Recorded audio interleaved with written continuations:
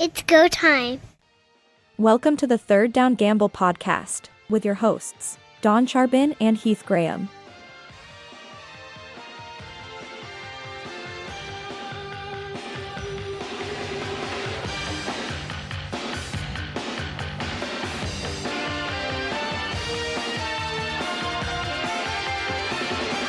A CFL referee makes a penalty call on his namesake. And Bob Dice already hands on the challenge flag there. Justin McInnes is the referee. Lucas Cormier having himself a game. Big hit a little earlier on Aiden Eberhardt.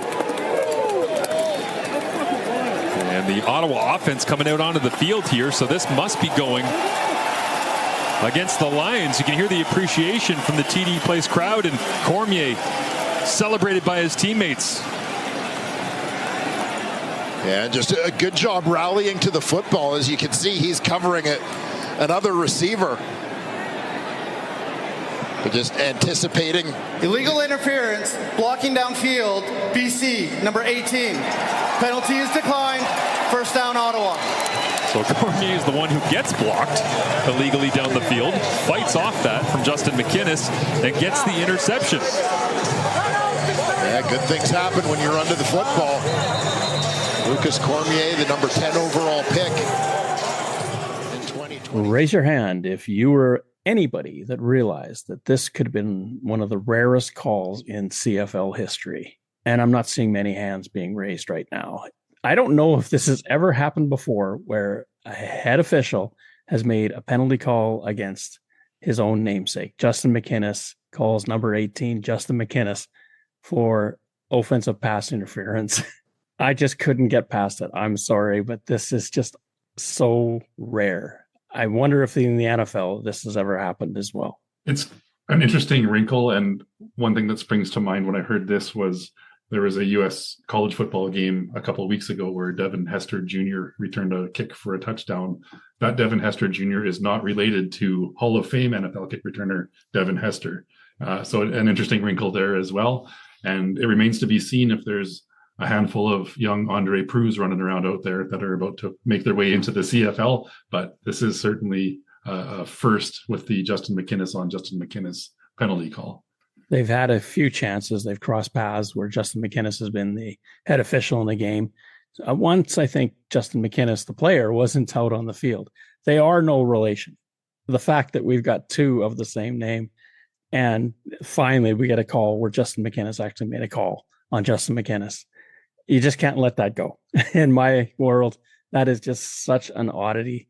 It's just too great to dismiss. Moving forward to other topics, which may not have much levity. This one has caused a lot of angst, but I don't think it's really that bad. And this is the Toronto Argonauts and the Buffalo Bills have formed a partnership that the two teams are going to essentially, in a way, cross-promote. But the Bills are seeing this as a way to make a bigger, stronger presence in Canada. Well, the Argonauts, what they gain from it is a lot of the weight that the Bills carry so that the Argonauts can maybe up their profile in Toronto. What do you think of it? First of all, I want to say that there are some CFL purists that are dead set against it. The reaction to this, very vocal and very negative.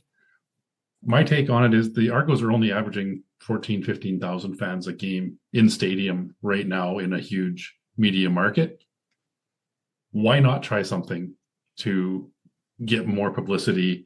The NFL is a sports juggernaut in North America. It's number one. It's number one on TV, on sports betting. So to be able to form any kind of partnership with an NFL franchise is going to bring more eyeballs. Whether that relates perfectly to more fans in the stands remains to be seen. But for people out there saying that the Argos aren't doing anything, MLSE isn't doing anything to promote the CFL or promote the Argos, they're going completely outside the box here to try something else. Let's see how it works before we jump all over it in a negative way. I think it's worth definitely trying. The Bills in that Southern Ontario market are huge. And I do think that something on the order of 10 to 15,000 people wind up in Buffalo from Southern Ontario. Now, granted, it's not necessarily Toronto. It's cities that are closer to the Bills and where they play that make the move. I don't know how it's been impacted by what's been happening at the border, though, if this is going to trickle down. I'm not sure.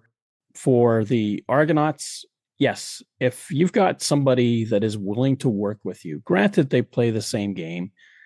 Sometimes a cross promotion that way is a little bit tougher, but if you're MLSE and you want to get the Argonauts onto a bigger stage, then yeah, you've got to look at creative ideas. I have no problem with trying something like this. I'm more curious about the idea that Buffalo, the team, has mentioned that they're still considering playing NFL games in Canada. And I was kind of surprised by that because they're just getting a brand new stadium. Why would you take any revenue dates away from that big new stadium that they're opening in 2026 to move to Canada, to risk what you risk?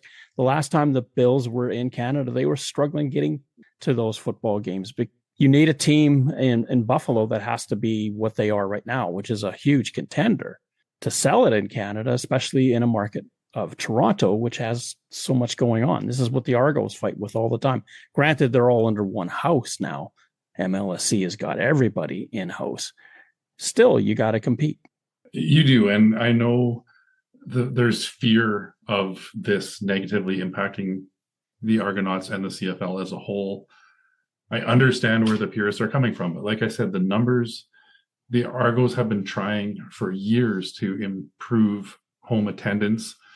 They get a bump with the CNE game that has exhibition tickets in conjunction with the football game tickets. We know the Hamilton Tiger Cats sell generally pretty good in that Southern Ontario rivalry.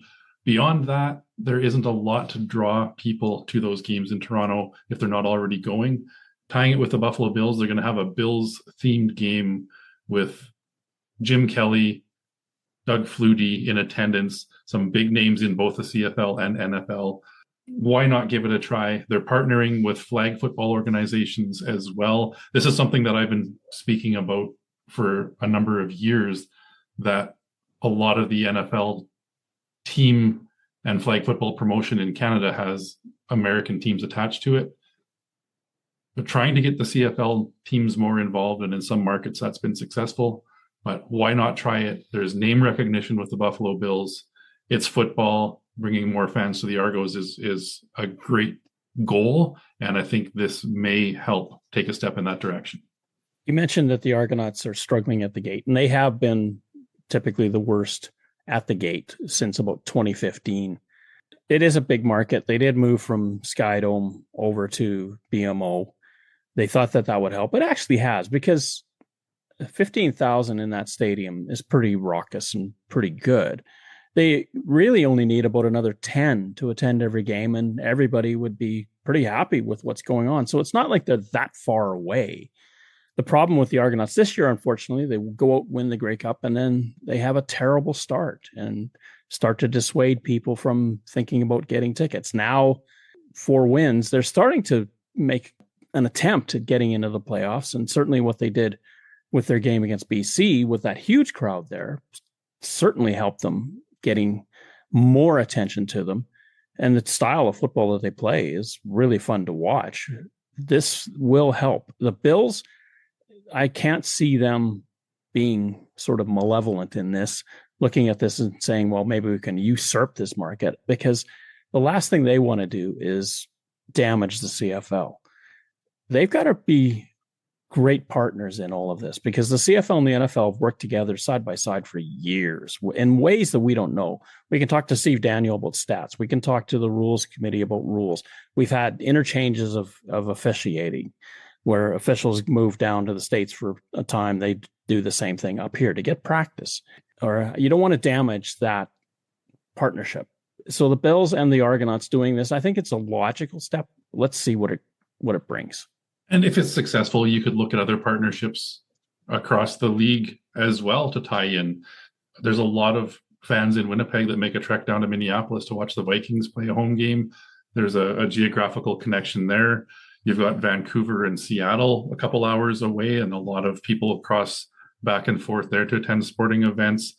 When you start getting into Saskatchewan, Alberta, the Denver Broncos seem to be kind of a geographical favorite in this region as well. So there are logistical connections to other cities and provinces with NFL franchises. If this is a huge success, look for more of it down the road. People have to remember, too, that when the CFL was in crisis back at the end of the 1990s, and we're actually considering a major decision in terms of whether or not they should bother anymore because the teams were swimming in debt, the NFL was asked, and they stepped forward and helped out the CFL. And then Mark Cohen comes in, and look out, this league goes to where it is now, where it's very stable. But even the NFL in its early days, and even beyond its early days, were in dire circumstances. Leagues go through this. This happens. When you have teams in financial trouble, it drags everybody with you. This is the point that I think the Argonauts want to change. They want to be a much more viable entity. Having the Bills' presence with them, maybe it'll take away some of the viewing of Argonauts games on some level, but I think in the long run, more people will be interested because of that connection. And if you can get the Argonauts name punched out in the media more times, I mean, this media conference that they had today at BMO, that went out everywhere. It's on YouTube. If you want to watch the Argonauts channel, you can watch it. It's about 35 minutes.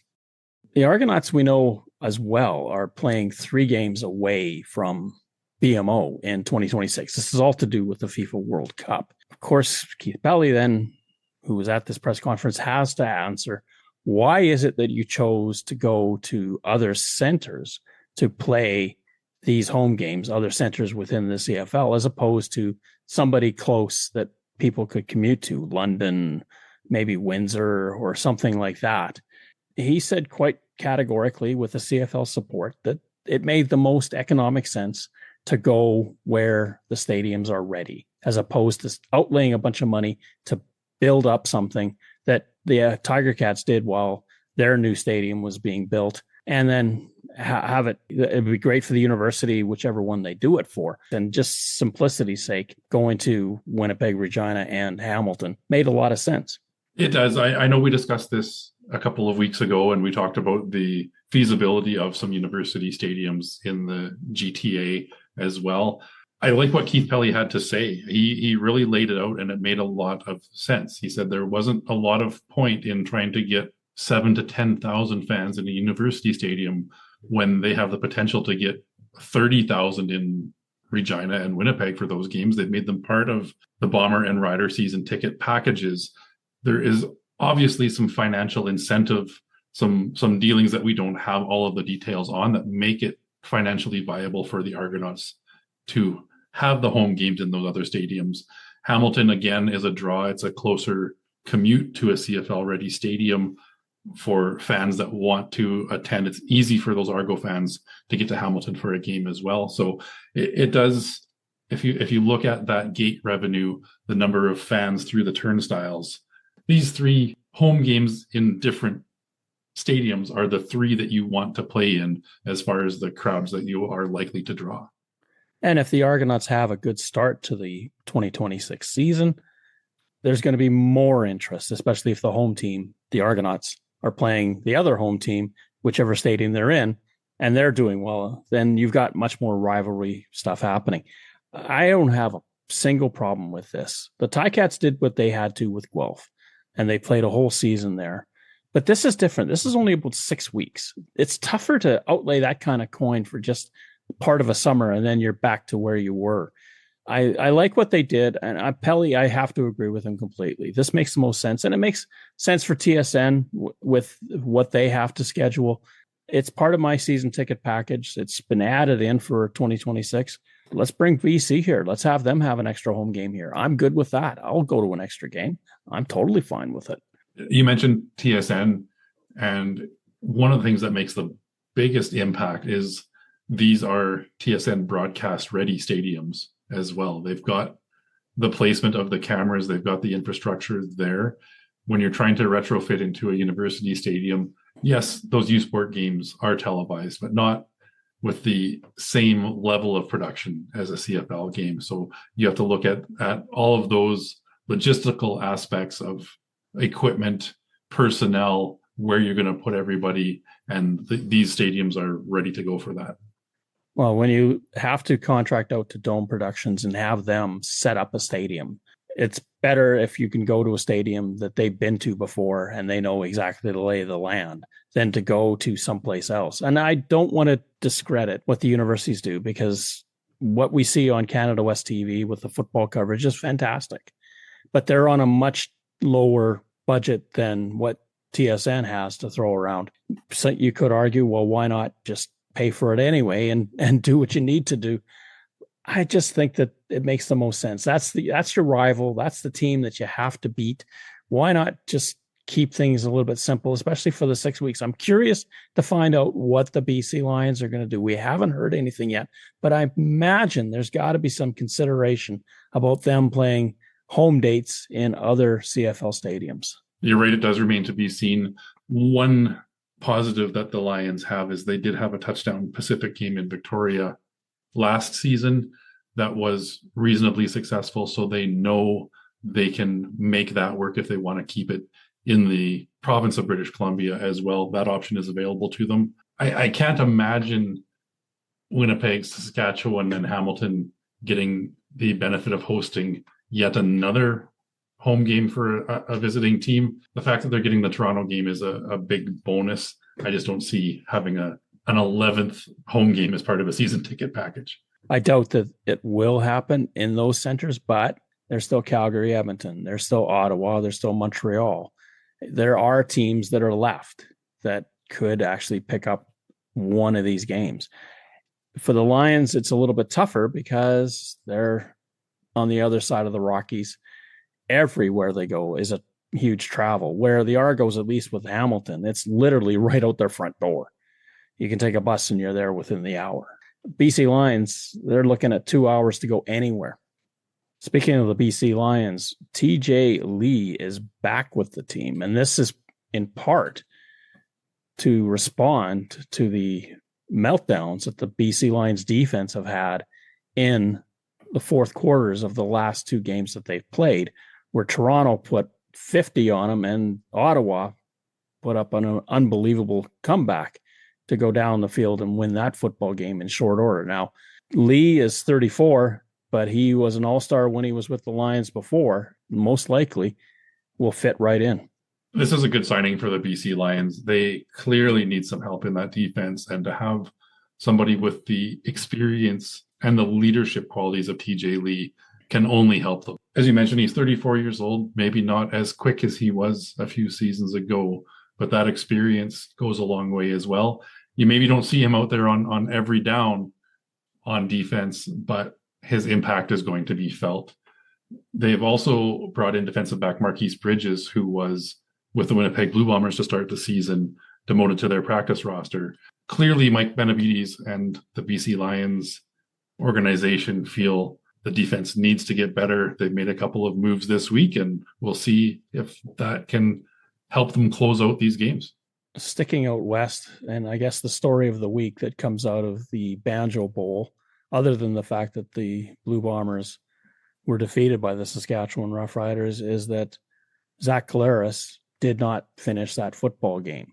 Twice in that game, I don't know how many people noticed that, but twice in that football game, Collaros was in that same position on the field, down on the ground, as he was when CJ Reeves hit him. And this was Malik Carney, and this was in the first quarter. When Malik Carney came around, hit him, Collaros laid there exactly as he did later in the game when CJ Reeves came around and caught him as well. And those are the toughest ones, because you've got a guy free. He's unfettered going for that quarterback. They don't tend to slow down. So Reeves hit him with a massive amount of force. Collaros laid there for quite a while. They went to commercial. We saw a highlight that he actually jogged off the field, but that doesn't mean much other than he had his wits about him at that moment. Is it a neck injury? Is it a concussion? Your thoughts on all of this? The previous two times this season that Collaros has been knocked out of a game, the Bombers have listed them as neck injuries. This one they have as a head injury on their injury report. He's listed as out for this upcoming game against the Hamilton Tiger Cats as well. So we know he's not going to be dressed this coming week. I had a very interesting perspective on the broadcast when this happened. I was actually out and about. So I was in my car. I was listening to the Roughriders radio broadcast. When I was out of the car and walking around, I was listening to the Winnipeg Blue Bombers radio broadcast. And I just happened to be pulling into a parking lot at the time that this occurred. So I heard the Riders team of Dave Thomas and Luke Mullender describe the hit. First off, Luke was very upset that this was flagged and reviewed for roughing the passer.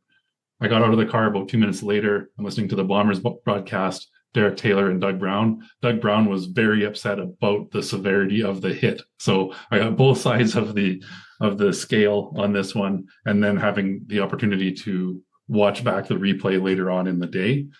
My take on this is the review was correct. It should have been flagged for 15 yards. End of story. I don't think it was a malicious hit like the Bomber media was maybe trying to portray a little bit. I don't think it was a perfectly clean hit that should have had no penalty like the Riders broadcast team was alluding to.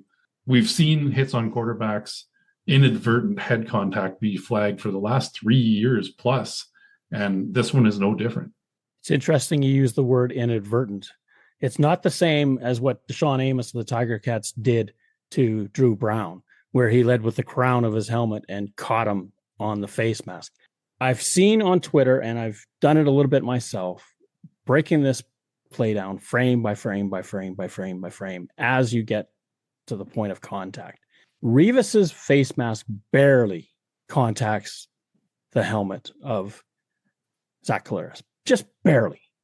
The most of the force is being imparted through his chest, his arms, lower than the shoulders. But because Revis doesn't take a lower point of attack, his head is up above his shoulders, and that's where, of course, the problem begins. Now, Revis was vilified on Twitter, just vilified. And I felt sorry for him because having watched that, studied it, it wasn't ruled a foul on the play. It was challenged and it was upgraded to a foul. It was a form tackle. You're supposed to be eyes up, face up, looking at what you're supposed to be hitting. He did all that. The real issue, I think, that people are missing is how much force that he came around. He was almost at full speed, and whatever body weight he is, okay, force equals mass times acceleration. That's what got Collaros much more than that face mask contacting him on the side of his helmet. I would say that the booth probably got it right because you don't want this to happen at all. If there's a question of whether or not there was contact or not, you just have to side on the quarterback.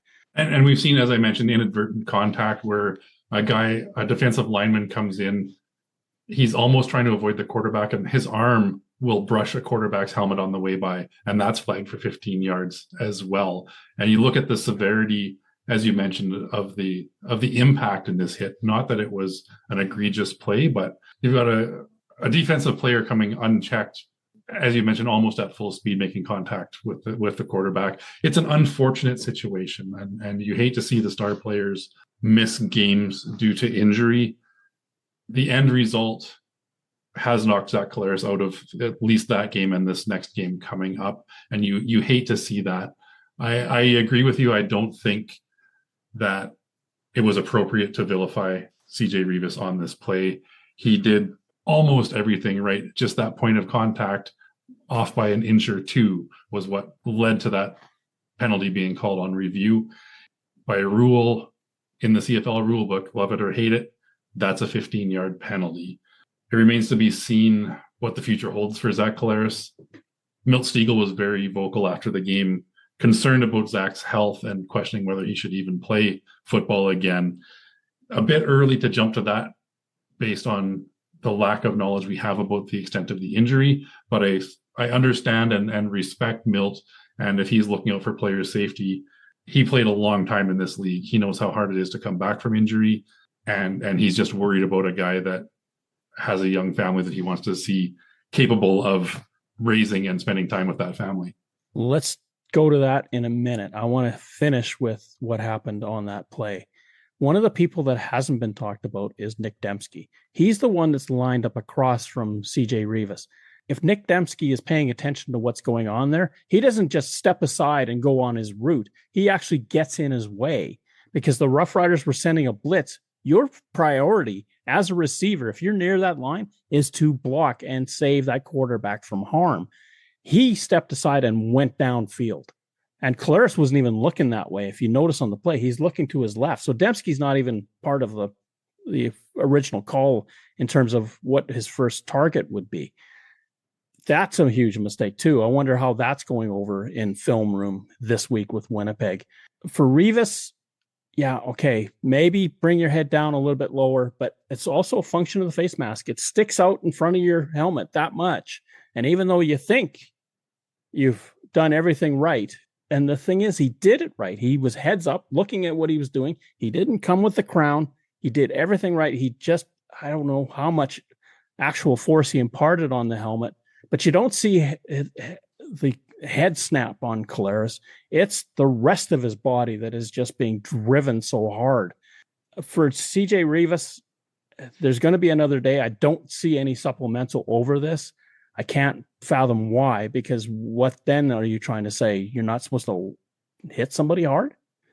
And I'm sure Corey Mace and that coaching staff have had the conversation with CJ Rivas as well. You don't want a player to lose their edge. If he's going to be flagged for 15 yards for a play like that on occasion, I think that's something that coaching staff can live with, because he's made an impact play. Had it not been flagged, it would have been a fumble and a turnover as well. So a huge play at that juncture of the game. You want to encourage your player to keep that up. If it gets to the point where he's getting 15-yard roughing the passer penalties weekly, maybe you need to reassess that. But I don't see anything in this particular case that would lead to a need for CJ Rivas to change the way he plays. It's not about how he plays. It's maybe in that situation, drop your head just a little bit, just bring it down so that the highest point you're going to be hitting is the shoulder, so that you're not over top of it. I really don't think that Rivas meant any harm. He just saw a play. And as you're taught as a defender, when you've got a chance, you got to get there fast and get them down. Unfortunately, it's Zach Collaros who's had a long history. Now let's get into the Milt Stegall comments and Mike O'Shea's reaction. Milt Stegall was very passionate about thinking and opinionating that maybe it's time for Zach Collaros to hang him up, because you got to start thinking about post-football. He's at the end of his career. There's no way he's playing for 10 more years. This is his winding down phase. A family in Ontario that he has to worry about post-football. You don't want CTE. You don't want constant struggles with your health after the fact. And this is what Milt was talking about. Now, he's not a doctor. He's not a professional in this area, but he's talking about, as you said, as another player who's been in the game, taken his beatings, and realizes how significant this can be after the fact. Zach Collaros is 37 years old.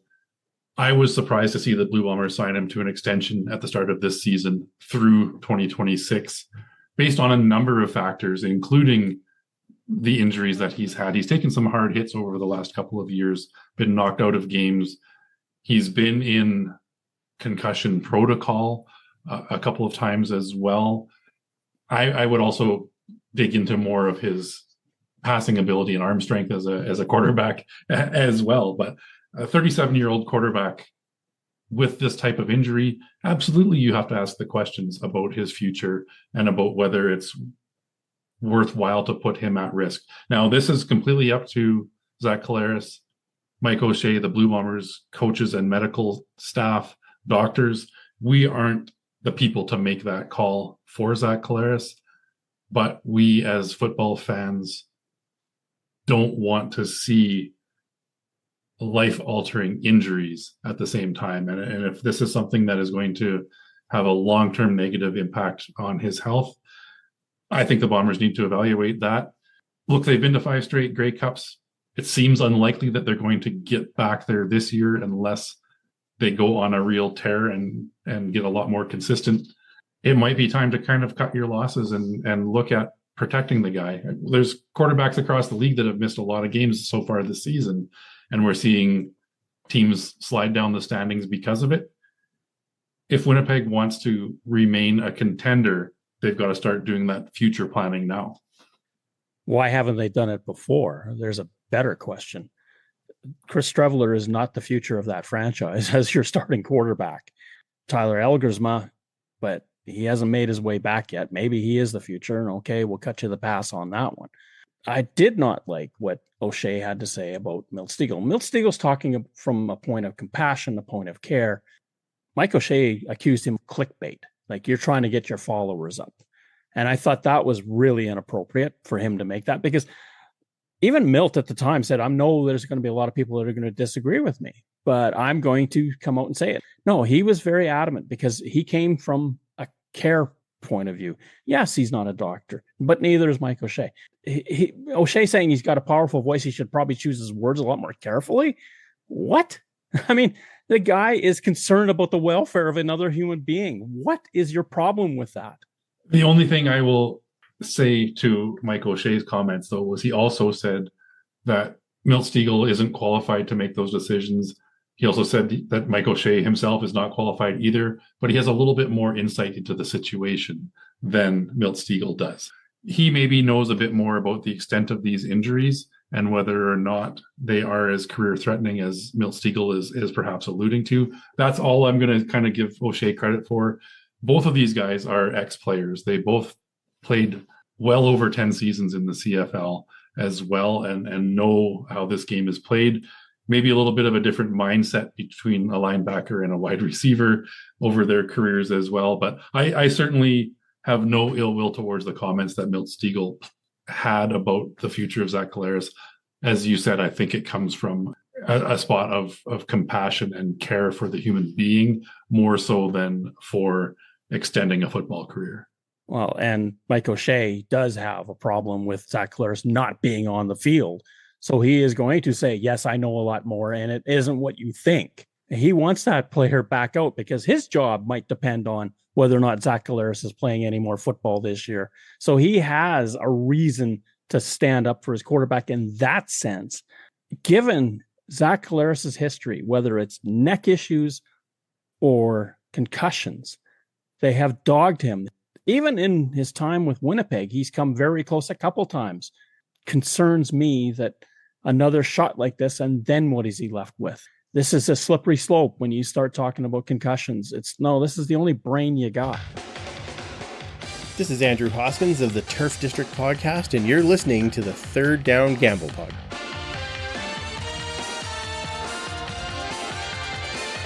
We start our review of Week 14 in Ottawa, where a wild one wraps up with the Ottawa Redblacks and a Dustin Crumback winning 34-33.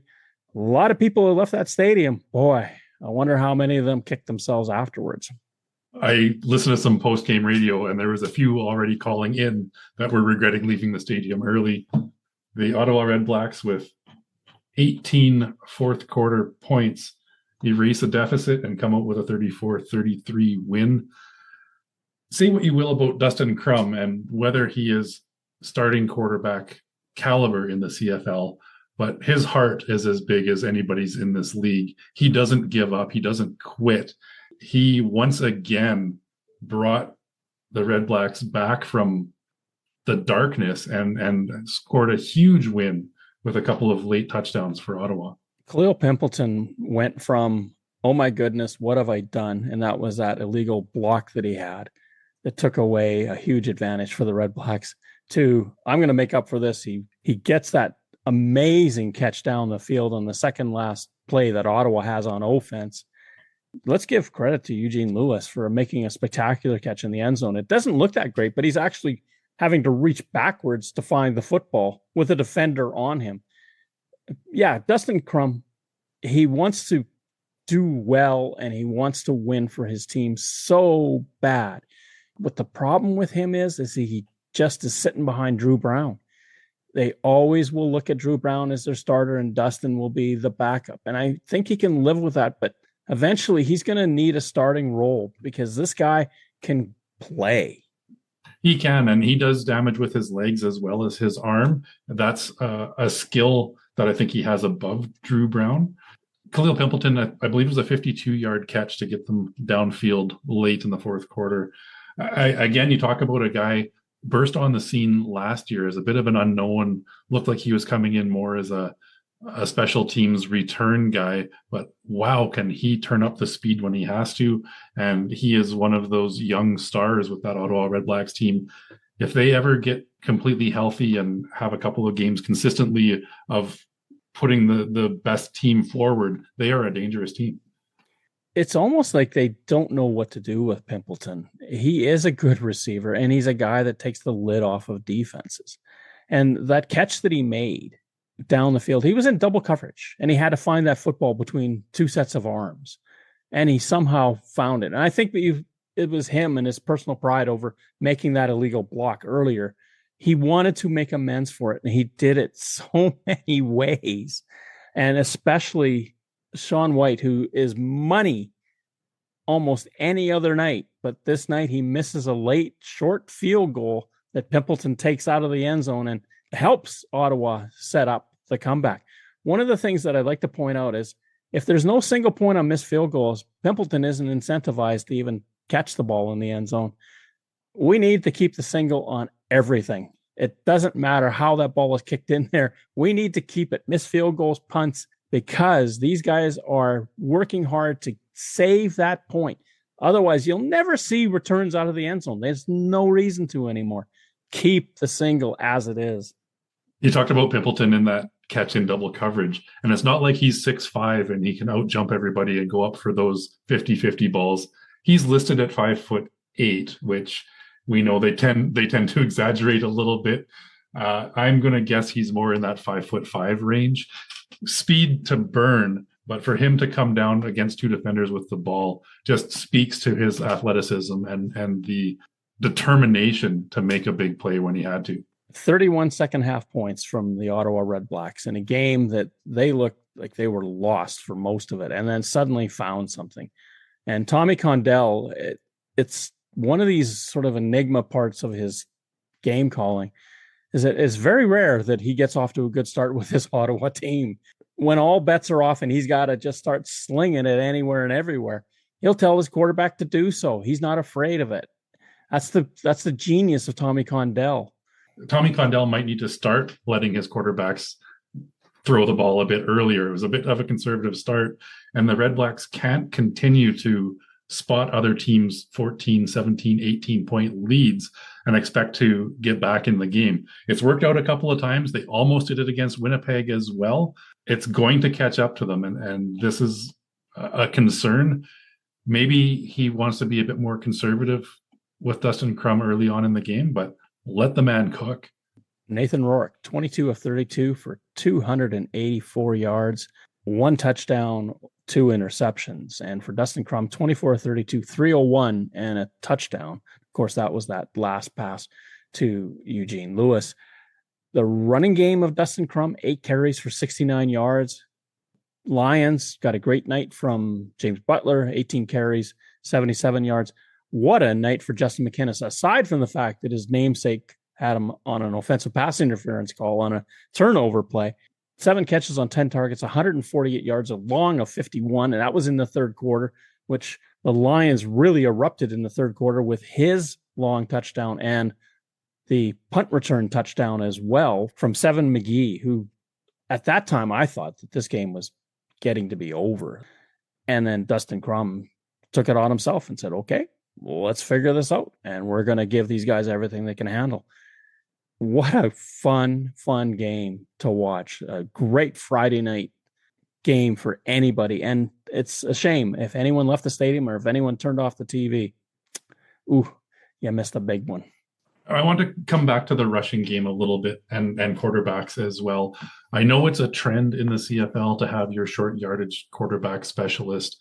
We've got Tommy Stevens. We've got, when Drew Brown is healthy, Dustin Crum. We've got Chris Strevler, guys that are very good at it. Why are the BC Lions trotting 37-year-old Jeremiah Mazzoli, who has had 2 devastating leg injuries, out onto the field as their short yardage quarterback? He had 2 attempts for 2 yards. But man, I do not have a lot of confidence putting somebody like that in your short yardage situations. Nathan Rourke can run the ball. Let him do it.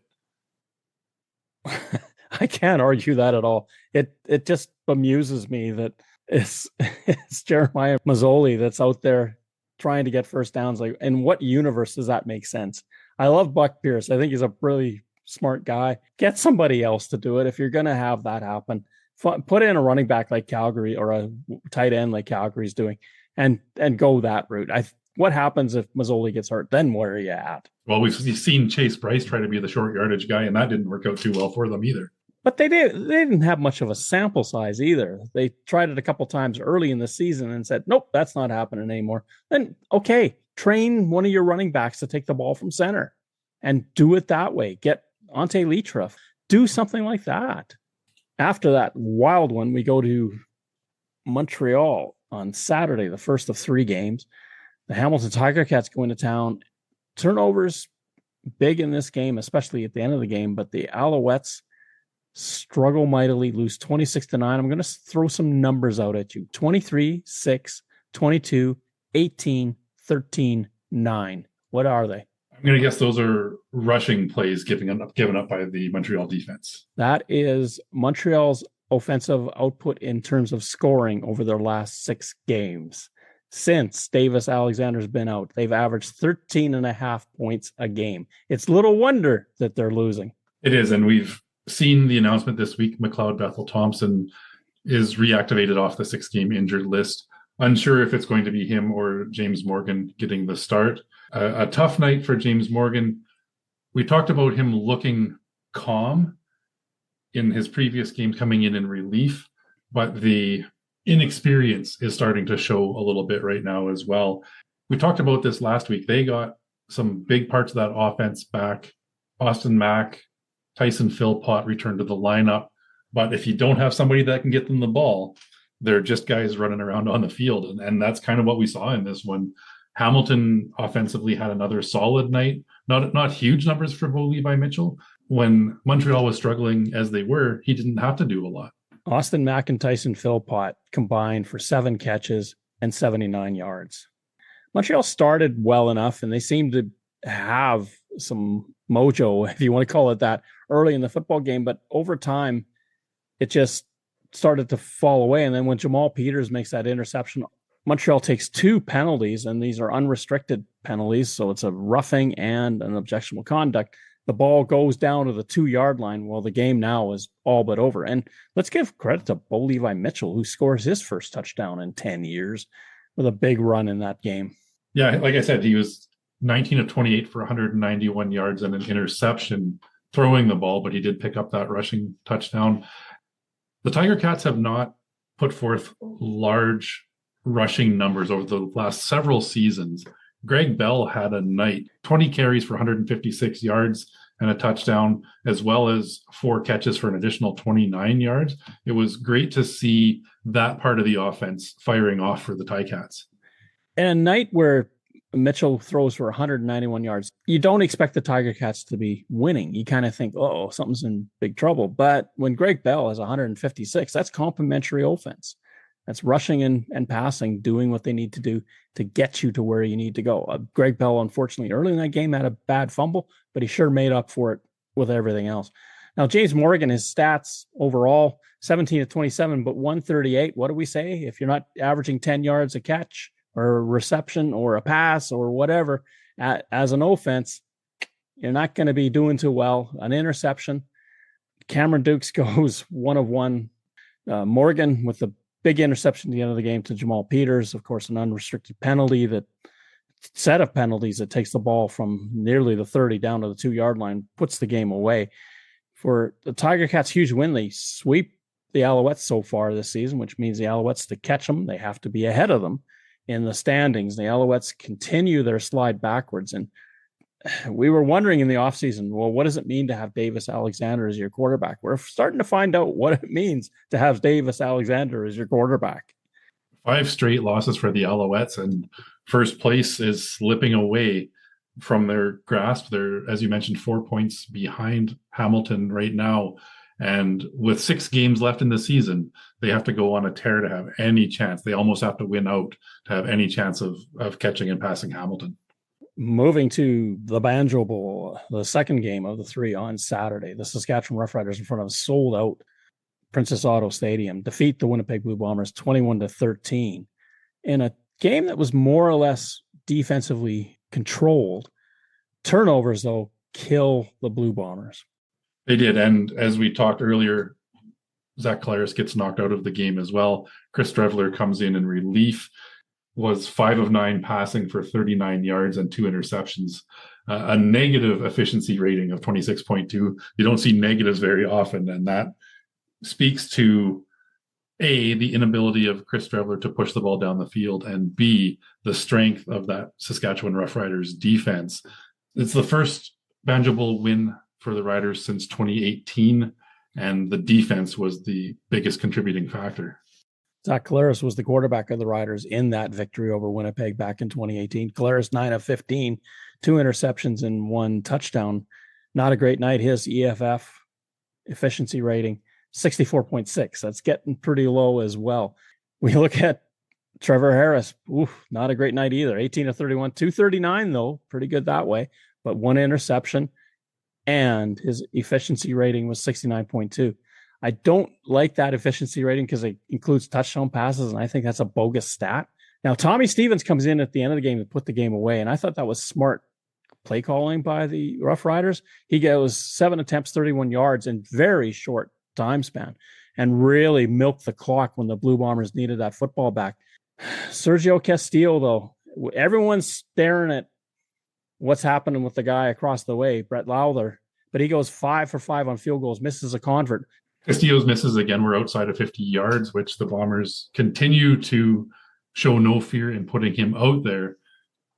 A bit of a disappointment, I'm sure, for Sergio Castillo to go 2 of 4 on those field goals. 6 points at the time of those misses would have pushed this into a lot closer of a game than it was. Ended up as an 8-point defeat. You're taking those 6 points off the board. It becomes a lot closer where another field goal could win it for you. This is the 7th straight sellout this season at Princess Auto Stadium, combined with 2 from the previous year as well. That's 9 straight sellouts for the Blue Bombers. Great to see those numbers. I mean, we knew this one was going to be a sellout. It's the biggest home game of the year. I think we really need to appreciate what those fans in Winnipeg are doing, showing up week in and week out to support this team. Brady Oliveira, who had a meeting earlier in the week with his offensive coordinator, Jason Hogan. I don't have a problem with him having the meeting and saying, give me the ball. I think I can do more for this team. I do have a problem with him talking about that meeting to the media afterward. He's kind of showing up as offensive coordinator. And if I'm Hogan, I'm not too thrilled about that. 20 carries for 83 yards. Receiving wise, he had 2 catches for 19 more. So he got over 100 yards combined. And if we want to look at this objectively, the previous week, he had 5 rushes and the Bombers scored 30 points. This week, he had 20 carries. They scored 13 points. Yes, he is one of the top running backs in the league. He's the reigning MOP. He can be an impact player, but he is not the be-all, end-all of this Winnipeg Blue Bombers offense. I understand the passion and him wanting to have that responsibility. He's also been prone to fumble a few times in key situations as well. And did so in this game. So good on him for wanting to be that guy. But I agree with you. I don't think that should have been made public. Conversations like that need to be kept behind closed doors in that locker room. Fans are always screaming for Brady Oliveira to get the ball more. We go back to last year's Grey Cup loss as well, and that was a big topic of conversation after the game. Star players are going to want the ball. That's why they're star players. Do it with a little bit of humility and don't show up that coaching staff. You've got other egos on that team. Nick Dembski, we don't hear anything about him saying, give me the ball more. He never goes to the media and says, if I would catch the ball more, we'd win more. You've got a role to play. You're part of a bigger thing. You're 1 of 12 when you're on offense. Yes, you are a great running back. Yes, you do wonderful things. That's a great point that you brought out, that they score 13 when he gets the ball lots and 30 when he doesn't. Noticeably absent in the post-game celebration was the Banjo Bowl trophy. This game is marketed by the CFL, by TSN, by the Winnipeg Blue Bombers as the Banjo Bowl. Interesting that the trophy did not make an appearance on the field with the Roughriders post-game. I don't know if that was an oversight or if it was just downright petty. The Stampeders were more than willing to give up the Stampede Bowl if Winnipeg had gone in and won that game. It was sitting there ready to be picked up. What was up with this? I don't get it. The Riders don't seem to be too worried about it. They don't care. They wanted to win. They've got the season series against the Blue Bombers. I checked in with a few people that I trust. Nobody saw that trophy being handed out. You say the Roughriders don't care about the trophy. The Roughriders don't acknowledge the trophy. The Roughriders organization does not call this game the Banjo Bowl. They call it the Labor Day rematch. Dave Thomas and Luke Mullender on the radio do not refer to this game as the Banjo Bowl. They call it the Labor Day rematch. If you don't care about the trophy, you don't acknowledge the trophy, you don't get the trophy. I don't know. I still think, regardless of what the other team thinks, if you got the trophy there to be won, hand it out. But if you don't believe in the trophy, you don't get it. Their name's going on it. So what? The score of this game will be on the trophy to show that the Roughriders won the game. And they should be able to bring it back to Regina. And even if it goes in a closet, so what? But they don't acknowledge even that it exists because they don't refer to the game as the Banjo Bowl. So what? Hand it out. If they refuse it, then you've got your answer. But if you don't hand it out, you've got no answer.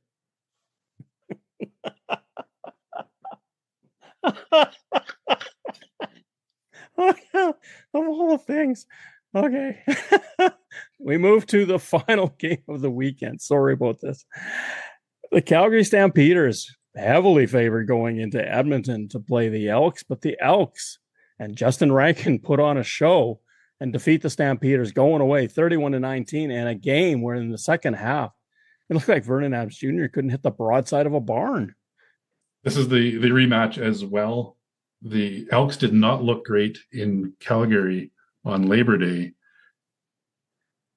People thought maybe the shine was coming off of this Edmonton Elks team who had a little bit of a spark.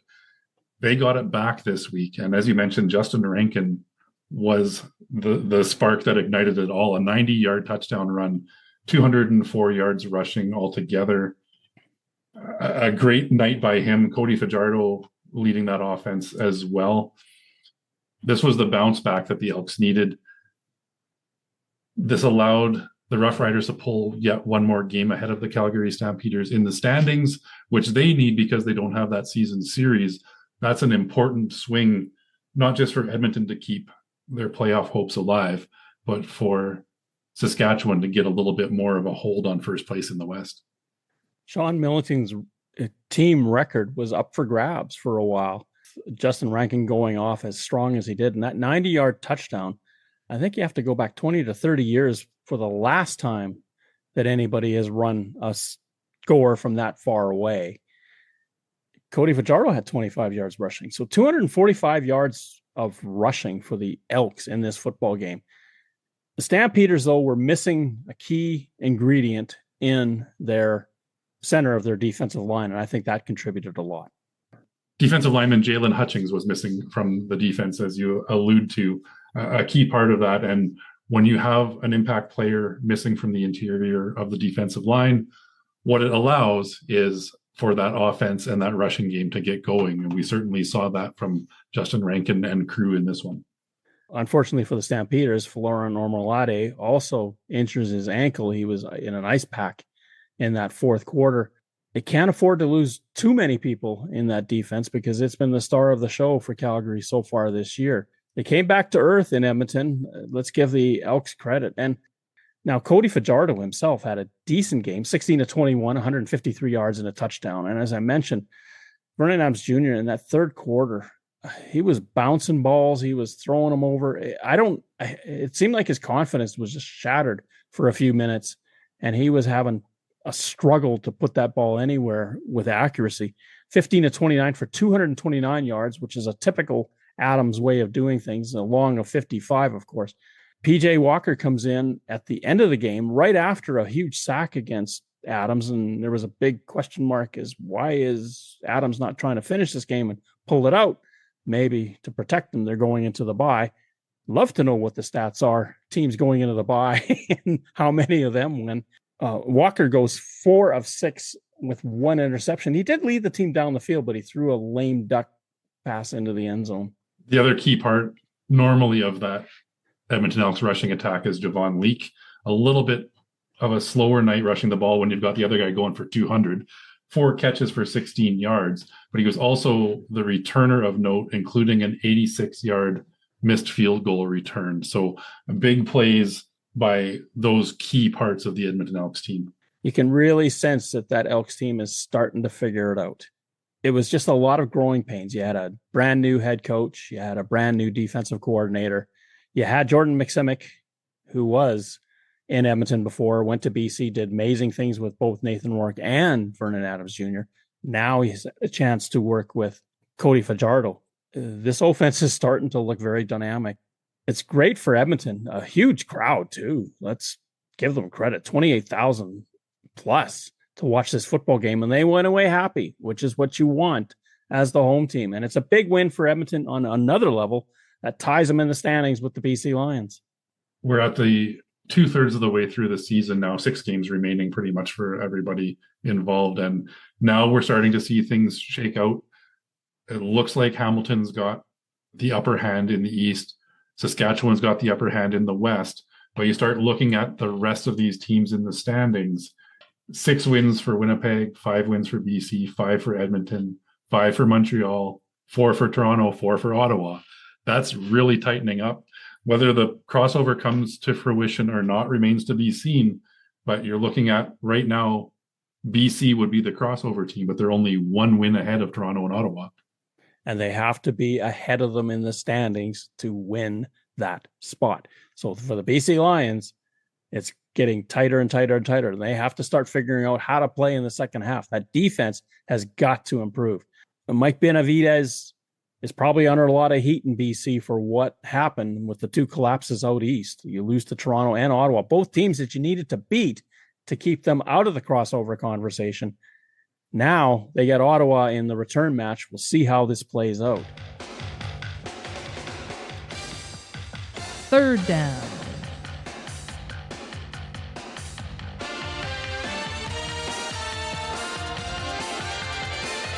Friday Night Football is back in Hamilton. The Winnipeg Blue Bombers head to the Steel City to take on the Tiger Cats. Hamilton is a 5.5-point favorite. Is that too big of a spread for the home team, or given what Winnipeg is going through, is that reasonable? I think the spread is reasonable. It just depends on whether or not Hamilton can exploit that Winnipeg secondary. They've got the guys to do it. I mean, Tim White and Kenny Lawler and Keandre Smith, 3 guys that can take a lid off of any defense. And Winnipeg is struggling back there. Trey Vauvel had a tough time of it against the Saskatchewan Roughriders. He's a great returner, but I'm not as convinced about his abilities as a defensive back. Maybe he needs just more time back there to get his feet wet in this game, because obviously the field's bigger. You got more area to cover. He was torched a lot by the Roughriders pass interference calls late in the game. Getting back to the task at hand. Ticats at home. I like it. The Bombers on the road. Chris Streveler is going to be starting. I don't like it. Winnipeg has struggled outside of opening night and the game Labor Day. They haven't put 30 points on the board against anybody this year. If you do it twice out of your first 12, I don't know how you're going to find it in Hamilton with a backup quarterback. For the Bombers to have any success, the defensive secondary has to play better. Bo Levi Mitchell didn't have a huge night last week. He was under 200 yards passing. The Bombers need to keep him in check again, as well as develop the running game. We know with Chris Streveler, they're not going to be pass happy. Hamilton does struggle against the run defensively as well. This is the area where Winnipeg can exploit. Expect another 20 plus carries by Brady Oliveira. Chris Streveler is going to chip in running the ball as well. Look for those sweeps to Carrick Wheatfall, Nick Dembski. I think this is going to be a run-heavy game, and that offensive line needs to be much better for Winnipeg in this regard, because they know they're going to be running the ball. They need to be ready to push that defensive line back by Hamilton. I think the Bombers keep it close. Tiger Cats win this game, but it's not going to be by 6 points. I would agree. I think the Tiger Cats, unless they find something again to get that offense in a higher gear, I don't see how they're going to throw up 30 points against Winnipeg. They haven't done it. Now, granted, Montreal, you get 30 on Montreal, you're doing something really amazing. When you're in a trend and you're starting to go backwards, what do you do to arrest it? This is kind of what I want to know from the Tiger Cats. How is that offense going to turn things around and start putting some big plays on the board again? Game 2 of the Friday night doubleheader has the Ottawa Redblacks in BC taking on the Lions. No respect for Ottawa after the Crumback. The Lions are a 9.5 point favorite at home. Couple of elements to consider about this. Yes, it is a back-to-back game. It's kind of odd that the two teams that are almost furthest apart have to play a back-to-back. And this game is going to start at 10 Eastern. For the Redblacks last week, when that game finished, it was about 10 Eastern. So they're going to be kicking off about the same time in one sense that they finished to start. That's going to be really tough on the old body clock. They're going to finish about 1:30 in the morning. And that stadium doesn't really cool down at night unless the roof is open. We'll see what the Lions decide with that. One positive of this being a back-to-back game for these two teams is they have the same travel schedule. You can't use it as an excuse of one team coming off a bye or one team traveling all the way across the country. Advantage does go to BC for playing in their home time zone in this late start time. I just can't understand how a team that lost the game last week by blowing a huge fourth quarter lead is suddenly a 9.5 point favorite. I do believe that Nathan Rourke will lead the Lions to victory, but I see the Redblacks keeping this one close and not being a blowout. 9.5 at home. It really comes down to what the Lions do in the first half. If they come out of the gate and blow the socks off the Redblacks, then 9.5, that's going to be a laugh. But if they don't, and the Redblacks are sticking around, watch out. Remember too, and this was one of the things that I heard that some players were talking about, was this whole business of the crossover. And what does it mean? Well, Eastern clubs hate it. They hate that they're in a crossover situation. Why? Because they don't want to be the team that's not there because of it. They don't want that hung on them that, we could have made the playoffs, but we didn't finish higher than the fourth place team in the West. So it does matter to these guys, and they're fully aware. I think more pressure's on the Redblacks to keep winning. Moving to Saturday, the Edmonton Elks, coming off that huge win at home against the Stampeders, head to Toronto, take on the Argonauts. Chad Kelly is getting closer to game ready. The Argos have announced that Nick Arbuckle will be the starter one more week, and the Argos are a 3.5 point favorite at BMO Field. My question to you is, Chad Kelly going to be dressed for this football game? If he's not, then I think Nick Arbuckle is going to be fine. And coming off a bye, the Argonauts should be ready for the Elks. Again, we've got a situation where you've got a football team that's desperate on each side to make the playoffs. As with the Lions and the Redblacks, they both have to keep winning. Only one can. Well, here we go with the Argos and the Elks. They both have to keep winning, but only one can to make the playoffs. Something's got to give. The Argos at 3.5 points. I kind of like that. Toronto at home has put up some big numbers in the last few weeks. I'm liking this spread. The Argos at home and the cover. I'm going the other way. This is my upset of the week. I think Edmonton, given what they have done recently, that confidence is starting to come for the Elks. They're 4-1 in their last 5 games. They are figuring this out. That quarterback situation is going to start creeping in Toronto, and we'll wait to see what that does to the room. I like the Elks going in here and pulling off the upset, winning outright, not just beating the spread. So don't discount the Elks. With Cody Fajardo, they have found something. Closing out the week, the Saskatchewan Roughriders play host to the Montreal Alouettes. Davis Alexander remains a question mark at the helm for Montreal. Because of that and their home record, the Roughriders are a 7.5 point favorite against the Els. 5 straight losses facing the Alouettes. Does this week make it 6? This one's going to be a little bit tougher because where are we with the Davis Alexander situation? Is he going to be playing at all? He's off the 6th game. His 6th game is up. Now, do the Alouettes put him game by game afterward to make sure that he's more than ready? Reasonable assumption that could happen. The Roughriders emotionally have had 2 big weeks in a row where they played basically their prairie rival and beat them both times out. Where are they on this roller coaster? Are they feeling like they're going up, or they're going to bottom out a little bit because they're just drained by what happened in Winnipeg? 7.5 points. If it's anybody but Davis Alexander, I like this. But if it isn't, and Davis Alexander's out there, no way do the Riders do this to them. I like the Riders for a big win this week. I think, as you said, coming off of those 2 back-to-back wins against Winnipeg gives them that pep in their step, and at home against a Montreal team that's reeling, this is a prime time for Saskatchewan to take control of the West. A win here, and I don't think anybody can catch them. This is pretty much going to lock up the West for them. I like the Riders and a big home win. It's a huge motivator for sure, and being back at home is big for the Roughriders as well. Best part of this whole game is the Alouettes defense versus the Roughriders defense. Calgary is third in this mix, so you've got those are the 3 best defenses going at it. And here we got 2 of them facing off. The Alouettes are going to be reticent to give up many points. Do they score enough? This has been the question that I've had throughout this run with them. The defense will keep them in the game. Can the offense do anything about it? Getting down to crunch time here, as we said, 6 games left for everybody this season. Some people claim that the season doesn't truly start till after Labor Day.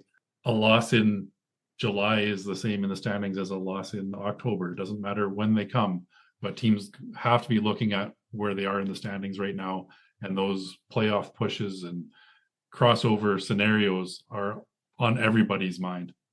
Well, look at the teams in Alberta. Look how Edmonton started their season, and look how Calgary started their season, and look where they are now. Calgary's in 2nd place, Edmonton's in 5th.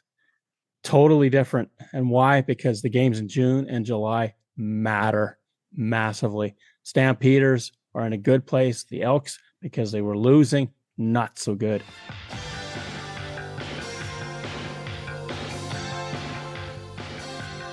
Third Down Gamble uses the expert resources of the Canadian Football League and 3 Down Nation. For up-to-date, insightful statistics and analysis, please visit cfl.ca and 3downnation.com. The CFL on CBC theme music is used with written permission from the Canadian Broadcasting Corporation.